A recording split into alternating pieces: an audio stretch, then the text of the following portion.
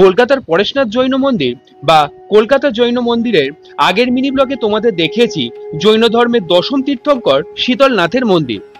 আজ তোমাদের ঘোরাবো ঠিক তার দক্ষিণ দিকে অবস্থিত চন্দ্রপ্রভা বা চন্দ্রনাথ মন্দির। এই চন্দ্রপ্রভা মন্দিরটি 1895 সালে গণেশলাল কাপুরচাঁদ জহর তৈরি করেছিলেন।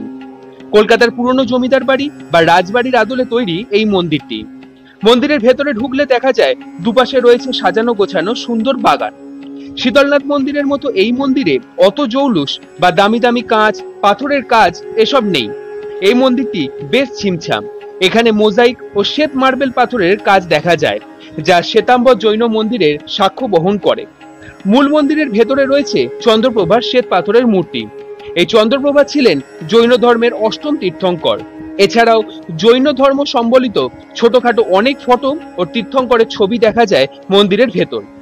তাহলে এই রইল পরেশনাথ জৈন মন্দিরের দ্বিতীয় মন্দির চন্দ্রপ্রভার গল্প। বাকি রইল আরো দুটো মন্দির, সেগুলোর গল্পও বলবো পরের মিনি ব্লগে।